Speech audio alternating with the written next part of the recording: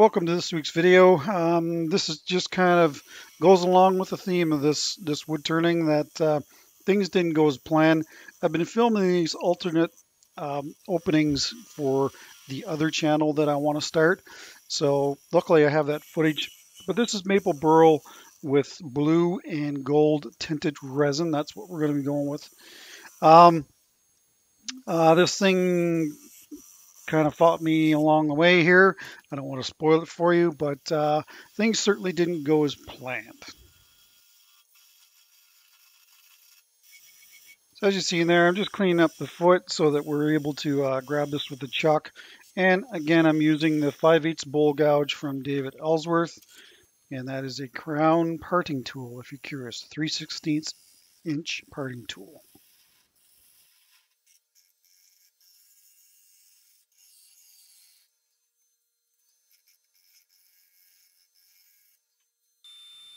Now this burl, like a lot of burls, I get a lot of my wood turnings from, say, lumber mills or people who work in the woods. And the burl, because it sticks out past the tree when they're yarding the tree out of the forest, typically will get rub marks on it and full of dirt. So I had to sand off the high points just to make that work. Here you can see those two spots on the burl that I had to sand down because it just had rub marks on it and just didn't look good. Putting a cable tie on the bottom. This is 6 mil poly, and that is the bottom of a 5-gallon bucket, if you're curious. And here I'm just using pieces of bucket to keep the plastic from encroaching in on the area where the resin is going to be.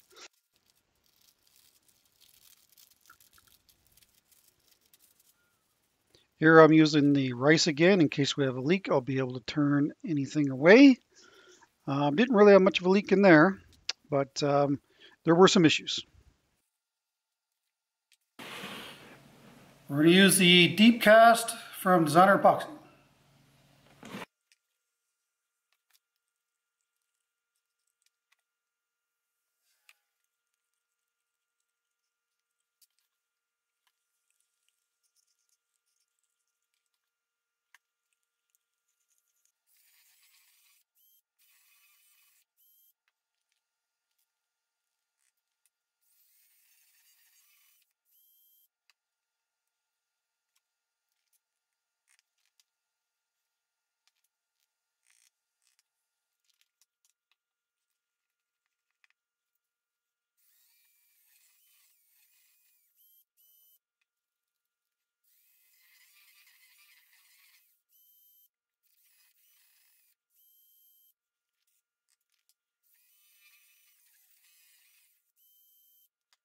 All right, so I have let these rest for an hour, and hopefully we get some separation. That was the idea with this.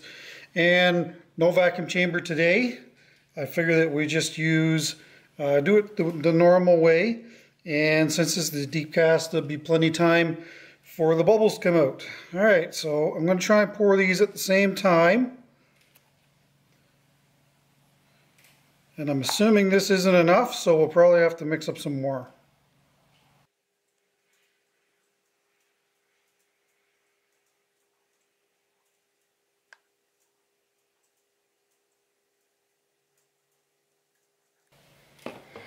Yep, definitely. All right, so here's another 32 ounces. My plan here was for these two resins, colored resins, to meet and then combine and to give us some interesting swirls. But you'll see later on that that just didn't happen. All right, we got plenty in there now. I'm just going to put this in the pressure pot and we'll see you in a couple days. All right, so we're out of the pressure pot. I am surprised to see the resin drop this much. I wonder if we do have a leak. But anyway, let's get the rice out of here and we will see what the story is.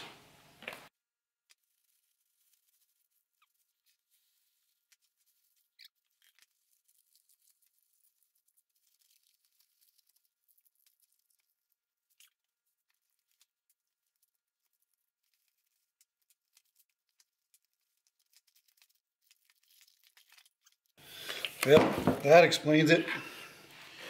This come off the bottom around the tenon, and that's where all of our resin went to. Look at it all. Gonna have to come up with a better way of holding that on there so that it doesn't pull off. Oh well, at least we got a solid casting. That 6mm poly certainly comes off a lot easier than that grocery bag stuff.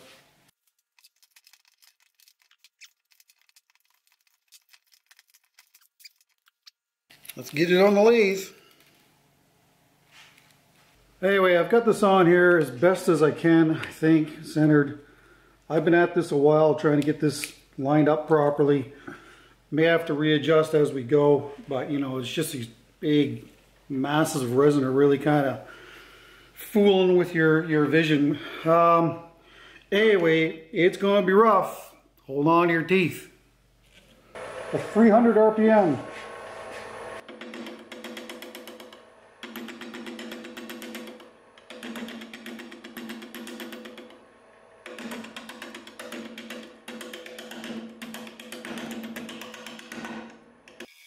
This is the Hercules. It's my preferred tool from Hunter Tools to work on these resin wood combos.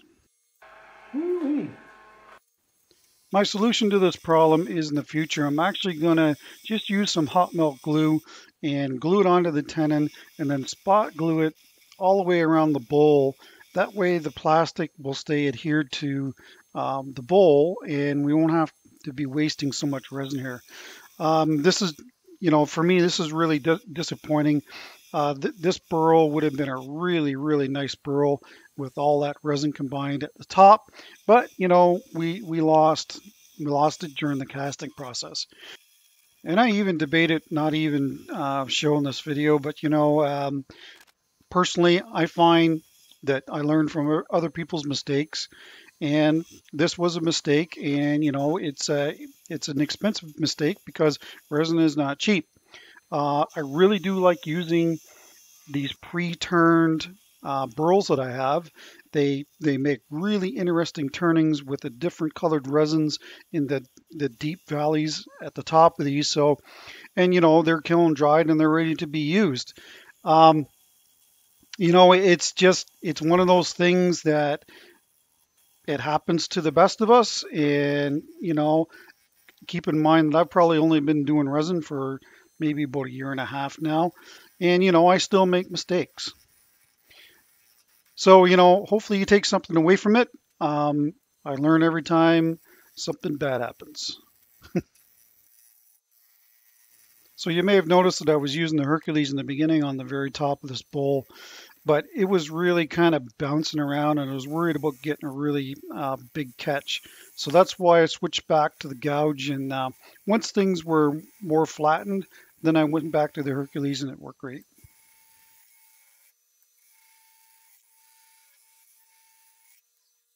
And I find this is the best way to use the Hercules on the initial turning. Work at the top and then just take little nibbles and just kind of work your way in until you actually get down to where you want to be with it.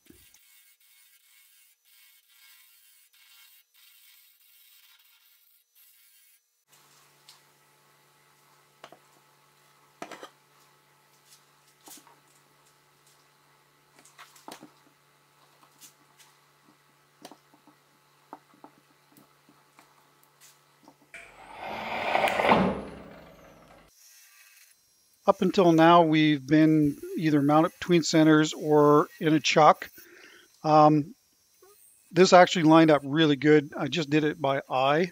This is hot melt glue and a waste block on the bottom of the bowl. If you haven't been here before, this is my preferred method of putting these wood turnings on the lathe. I like to do shiny finishes. That usually takes 2 to 3 days to do so because there's usually 3 coats. And by putting a waste block on the bottom of this bowl, I can handle it. That way I don't put my hands on the work, and it also always stays true when I'm putting the next coat finish on.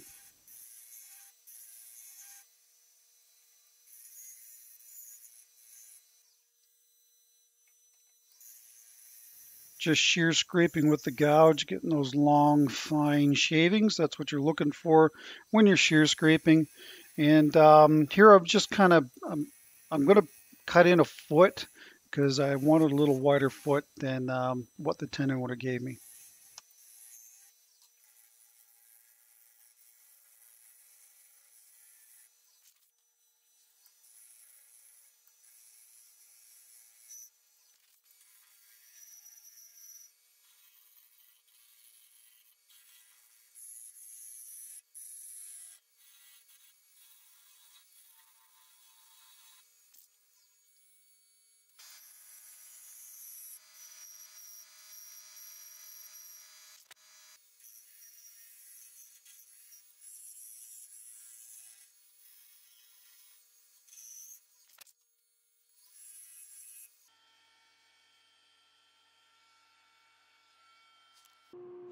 Using the 3.5-inch discs from sandpaper.ca, starting with 60 and going all the way to 800. And I thought I would show this when you're dealing with these end grain bowls, because that's essentially what this is, and it's really busy. Sometimes it's hard to pick out the tear out, and there you can see some after the dust gets in it. So then I'll spot sand with the 60 grit. Keep in mind this is a really hard wood, and then turn the lathe on and blend it all in, and then eventually it goes away. There's still a little bit more there, and after that you're good to go to a higher grit. Well, I mean, what do you think so far? I mean, it's a beautiful burl. This should be more about the burl than it is about the resin. Couple little spots, nothing really major that we need to fill in. So of course, I'm going to use the Starbond thing again. And of course the accelerator to set it so we can move on here. Yeah, I don't know if you can pick those up or not. Little cracks within these, whatever these little flames are, right here.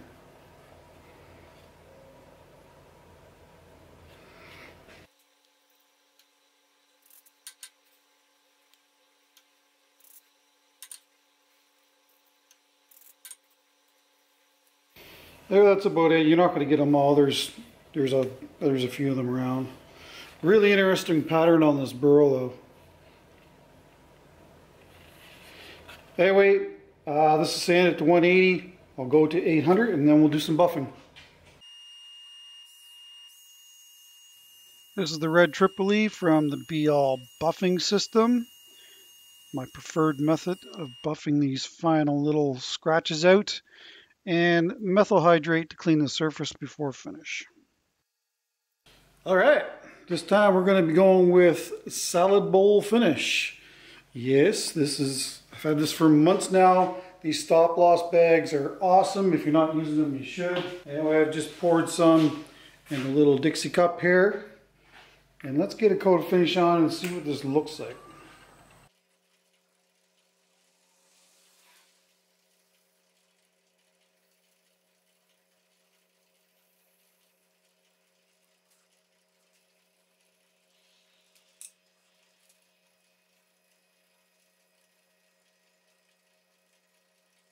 All right, well, look at that. That burl is amazing.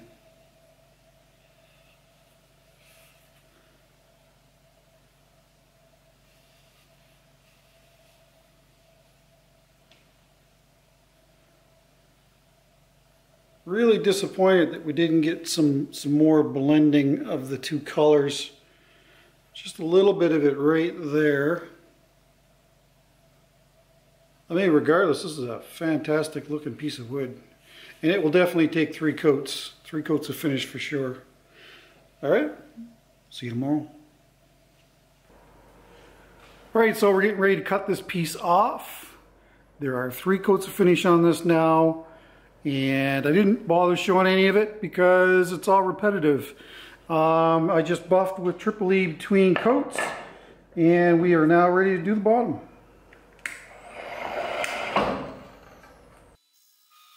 That's a 3/16 inch parting tool. I don't know why I didn't part in further on this. I easily could have, but I stopped. Anyway, once we get this off, you'll see I mount this on the vacuum chuck. Luckily, I mean, the first time I did it, I get it bang on, which is not normal. So that was one thing that went right in this video. Regardless, and again, just finishing, I think I only sand it to 320 on the base because there's no resin.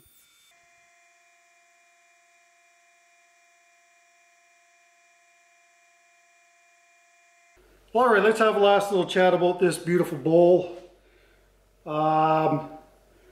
Little disappointed in how much resin we managed to capture in this piece.